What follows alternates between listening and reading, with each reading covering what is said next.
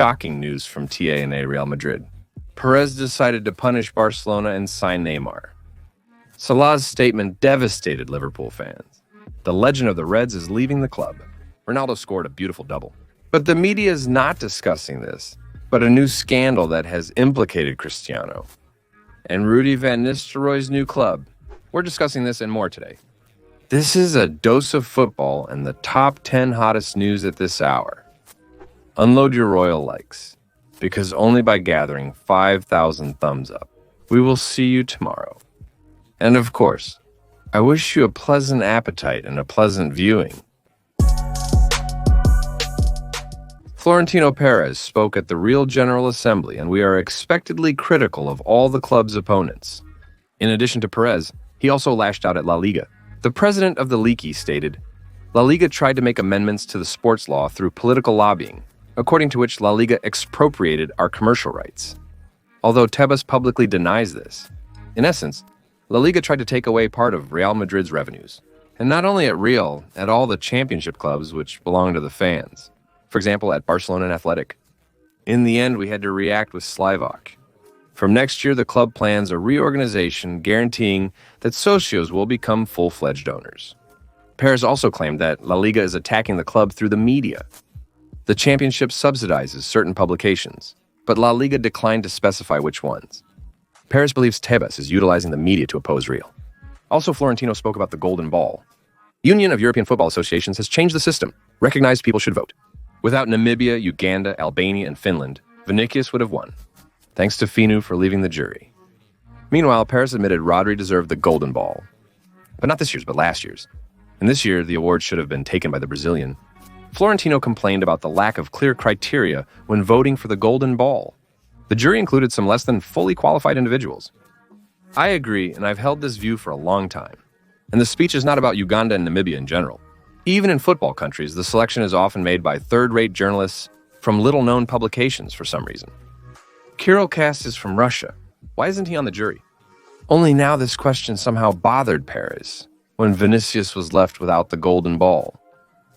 And by the way, this isn't as clear a case of award robbery as with Robert Lewandowski or Wesley Sneijder. Why did Perez start criticizing the choice only now? So everything was fine until now? Yes, the golden ball has been outdated for a long time, so Florentino's words are somewhat hypocritical. Many saw racism in them, but Vinicius is silent, which means everything is in order. After Cristiano Ronaldo's departure from Manchester United, the responsibilities of the main striker were taken over by Marcus Rashford. Alas, after one great season, the Englishman slumped and stopped scoring. Rasmus Højlund, acquired from Atalanta, has yet to meet expectations. The forward doesn't score that often. Certainly, it's not entirely his fault, but the fact remains a fact. MU needs Joshua Zirkzee, who is not exactly a bombardier. It's a falling space, linking the game. Plus, he didn't make it in United. In general, MU needs to buy quality in the 9. Unless, of course, Amari doesn't believe that Højlund will reach a new level in the near future, according to the information of the authoritative edition. Manchester United is tackling their attacking issue, with 4 players on their shortlist to bolster the offense. United is tracking Randall Colmani. The Frenchman hasn't impressed at Paris Saint-Germain, and the club is open to selling him. Or even rent it out. Amarima's football will suit Colmani more than Vatakata Enrique, especially if Amarim sees a 10 and a 9 in Randall, not a winger like Luis. MU is also studying Victor Boniface from Bayer and Amara Marmush from Eintracht. For Marmush, they will need to pay 60 million euros. This season has already been a breakthrough for the Egyptian. He scored 18 goals in the Bundesliga. That's the total for the previous season. Amar, like Kolomwani, is more suited for counter-attacking football. Transferring someone from this pair will give Amari a great opportunity to adapt to the opponents. Højlund is a classic striker who punishes defenses and shoots with accuracy. Ideal against a low block. A versatile footballer like Havertz is an instrument to deal with pressing teams and a reliable midfield block. And Kolomwani and Marmush are 2 flashes capable of deciding the outcome of a tough match with a couple of quick breakouts. Just against a high block. Also writes about interest in Victor Osimhen. The Nigerian is an option for everything and right away. Just a universal forward for all life situations. Capable of doing everything, and at a high level. The only problem is, after his transfer, it will be unclear why the club needs Højlund at all. As a classic striker, Osimhen is better than Rasmus. And they continue to flood football with a large number of matches, spitting on the reduction in the quality of these very matches.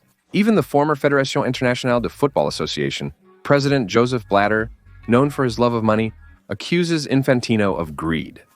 Blatter stated that he created a monster when he actively started bringing in sponsors.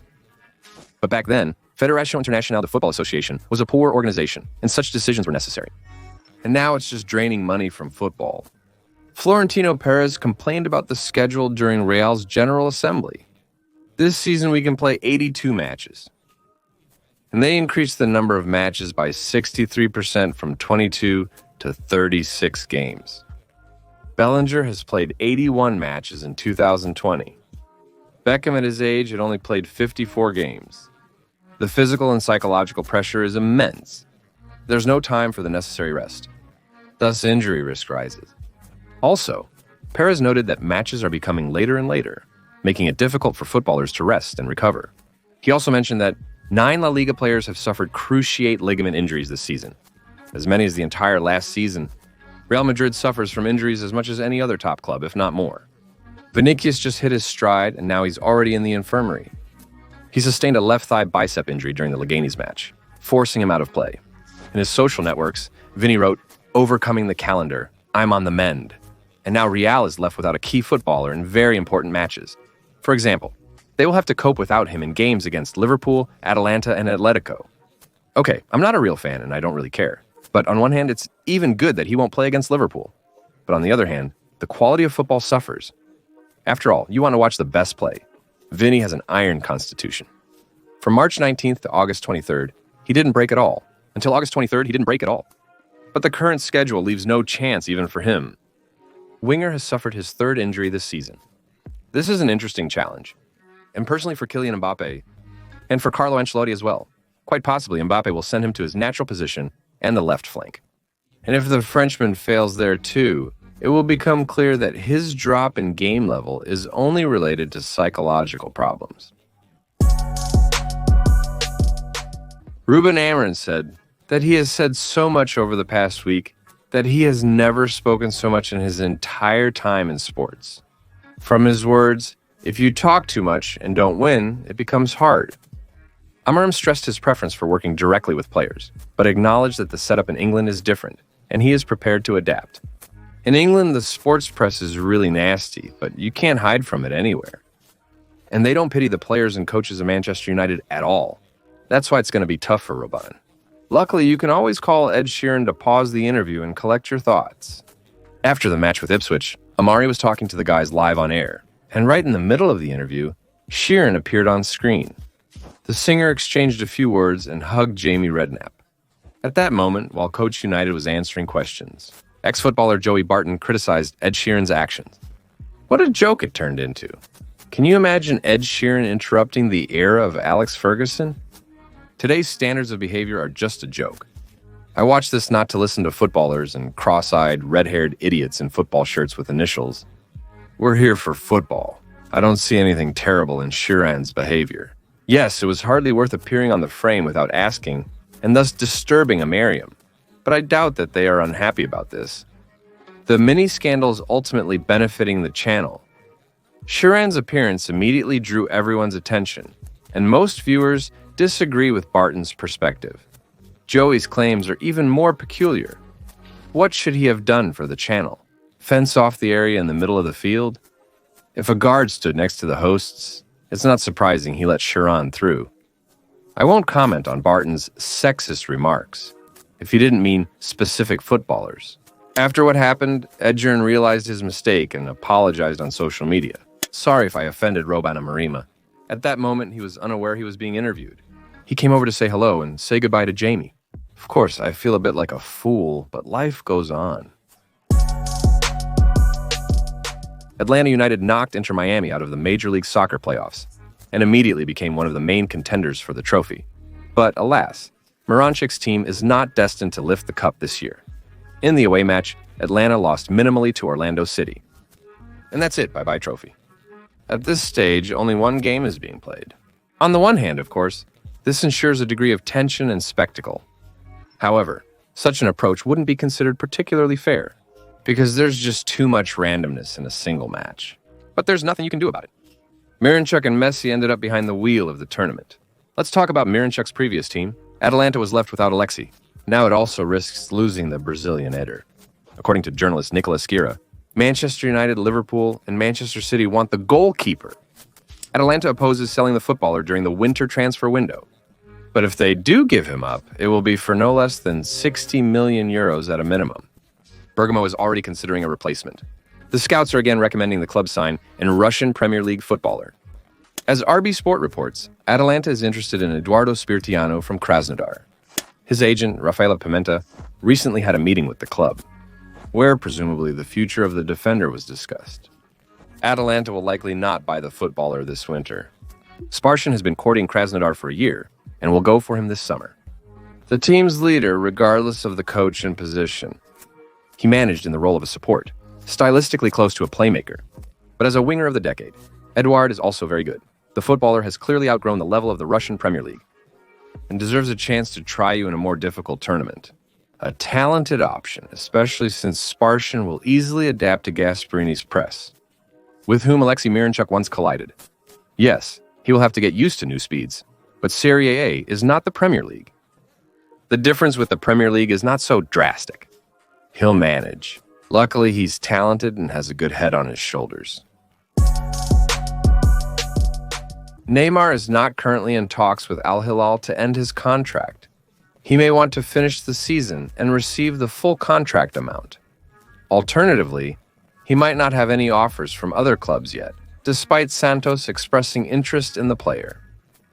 But apparently, the club does not plan to buy out Ney from Al Hilal and is only considering a transfer as a free agent.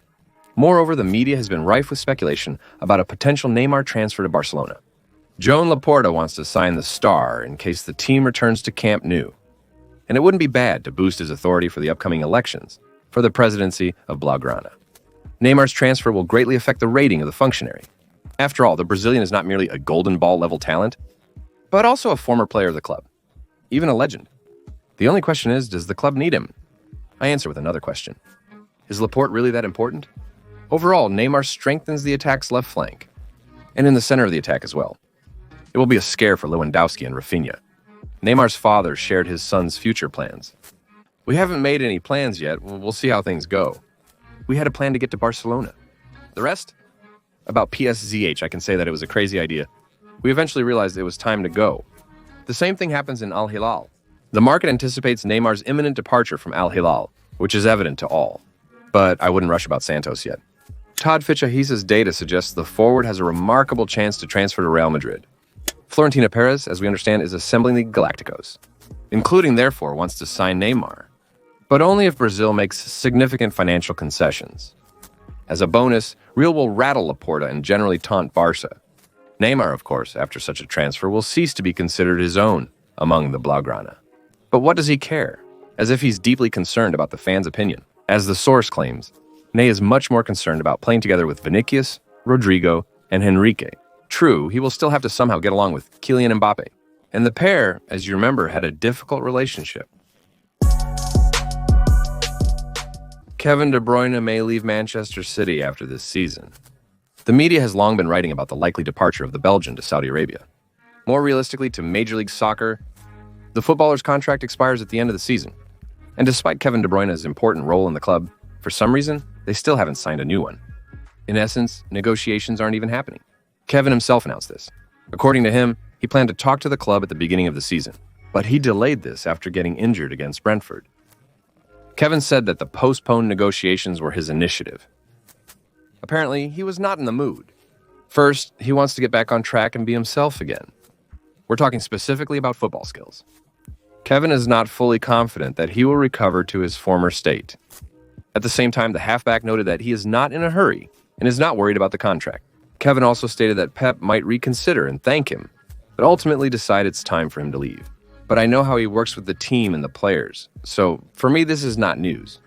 There will be questions, but I can only say what I'm saying now. Negotiations will happen or else this will be my final year. I just want to play good football. Honestly, I wouldn't want to part with De Bruyne. The player's unique, the most productive midfielder in history. Kevin De Bruyne is capable of showing top football even without physicality. Speed and endurance indicators inevitably decline with age. As is known, football is mainly played with the head, not the feet. Even in the Australian Football League, where footballers face the highest physical demands, De Bruyne will still be able to contribute, albeit with reduced intensity. Remember how Ken came back after his last serious injury. He quickly began dishing out numerous assists and scoring crucial goals. In his words, it's all because he didn't waste time during his forced break and analyzed his game a lot. He considered ways to improve it, but an epic comeback was no longer possible. On the contrary, he came to a terrible series of defeats just because of this. Kevin doubts the extension, and the longer the Belgian does not negotiate with the mountain dwellers, the higher the chances of a summer transfer of San Diego Juan Mata. The club has long been interested in the footballer. By the way, he shared this on his Instagram last week. Be sure to subscribe to the link in the description in the pinned comment. At least see how I look. That's why I love APL for the intrigue in every match. Newcastle is in great shape. He took out Chelsea, Arsenal, and Nottingham Forest in a row. 3 teams from the top of the Premier League. What chances does Geordie have against West Ham United? The Hammers are struggling in the second half of the league table, while Lopetegui is lagging far behind. But West Ham United beat Newcastle with a score of 2-0. Moreover, West Ham won quite deservedly. Quality defense, convincing standards, and counterattacks. I note the goal by Van Bissaka. The Englishman scored his debut goal for West Ham on his birthday. Newcastle's defeat was unexpected, and here's the poll. Now the 40s are even on the 10th line. They risk flying past the Champions League again, despite a very strong Stati roster about Bolchi. Truth is not European, but Asian Al Nassr. Cristiano Ronaldo brought out Al Gharafa with a score of 3-1. Cristiano made a double. Both goals are a neat opening in the penalty area. At the moment with the first goal, the Portuguese also beautifully and laid down his partner on the spine. Just a light touch of the ball. Ronaldo's goals in a review of the Newcastle United match, as always you will find in our Telegram channel. Friends, this is the best football Telegram channel in the entire Telegram. Excuse me for the tautology, but from the song, yes, just opened my eyes and looked. This is really the top channel, just opened my eyes and looked. This is really the top channel, so be sure to subscribe. The link is in the description and in the pinned comment. As for Ronaldo then, guys, yesterday Krish lit up in the media not only thanks to his double, they also remembered the story of how the Portuguese went for surgery to enlarge his reproductive organ. According to some media, Cristiano injects Botox to increase the length and thickness of his device by 3 centimeters. What won't you do for Georgina and his own ego? Only here's the thing, Ronaldo, as reported, paid for the procedures not with money but with promises. But the cosmetic clinic that Chris turned to sued him because the offender did not pay for the procedures worth 48,000 euros in the first and second decades. Apparently, he just forgot. Someone like Aaron would definitely not be spinning this story for some 48,000. The amount is not that big to have dinner twice. But no matter what, the debt is quite large by our standards. And it would be better for Ronaldo to pay sooner rather than later, to avoid a big problem. It's not worth dragging the matter into a lengthy court dispute. Mohamed Salah openly stated that he is close to leaving the club. Liverpool has yet to sign a new contract with the Egyptian, and the current agreement is about to end. There's only about half a season left. Other clubs will have the opportunity to negotiate with Mohamed in the winter. Considering the interest from Paris, Saint-Germain, Juventus, Bayern, and Barcelona, it scares me. Liverpool must extend wingers' contracts soon. Otherwise, they'll have to deal with offers from other major clubs. And the passenger's clearly willing to pay more than my offer. Disappointed, but we'll see. I'm probably more out of the club than I am an offer. Disappointed, but we'll see. I'm probably more out of the club than in it. I'm not planning to end my career anytime soon, so I'm just playing, focusing on the season. I love the fans, and they love me. At the end of the day, it's not in my hands or theirs, said Mohamed after the Southampton double, which gave Liverpool 3 points and the status of the strongest club in the world at the moment in the analytical model. Honestly, I don't understand the behavior of the Red Bosses either. They're squeezing again.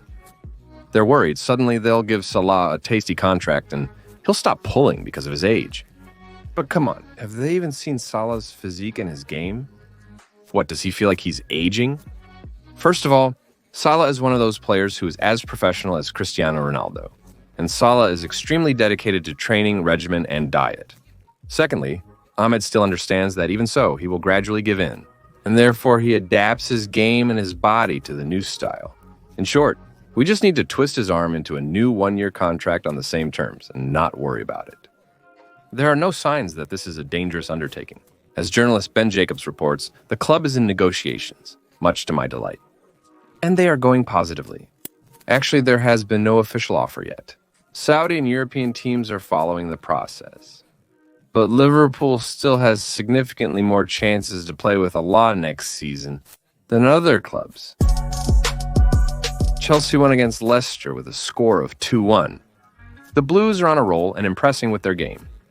If they continue in the same spirit and maintain their positions, they might even compete for the title. Liverpool might sneak in and take the Premier League trophy, considering their tough schedule, Arsenal's recent slump, and Manchester City's terrible form. They could repeat Leicester's trick to some extent, as back then, all the top teams except arguably Tottenham had a very shaky season. Leicester fired head coach Stephen Cooper after the match with Chelsea, more than deservedly. From a tactical point of view, the Foxes were the most ridiculous team in the Premier League. Even Southampton, with its attempts to play attacking football with a modest lineup, didn't look so foolish and hopeless. And Leicester had some crazy idea to press the opponent only on one half of the field. On the right flank, they actively engaged the enemy, while on the left, there was merely a pass-through yard. This, of course, is innovation. Only for obvious reasons, similar tricks did not work. All opponents knocked the ball to their right flank and calmly brought it to Leicester's gates. It appears Cooper has lost his touch. After the match with Chelsea, Leicester players flew to Copenhagen for an evening out. Somehow it doesn't smell of regrets after saying goodbye to the coach. According to reliable journalist Rudy Galletti, Rudy van Nistelrooy is considered the favorite for the coach position of Alisov. Hamburg, for which he once played, is also vying for the Dutchman. Leicester is also considering David Moyes, and journalist Graham Bailey reported on Graham Potter's interest. Moyes is a master at pulling teams out of the relegation zone, thanks to his counter-attacking style. And Leicester achieved its main success precisely in this key. Van Nistelrooy and Potter will be setting the game through and owning the press. And in the conditions of the APL and the modest Leicester squad, this may not work. But if it works, there will be prospects to become a mid-table team and even compete for the Euro Cups. The question is whether the Foxes are ready to risk their skin. And that's all for today. Thanks for watching and for subscribing to the channel. My name is Kirill Cast, and this was your daily dose of football. Peace to your house and to your hang friends.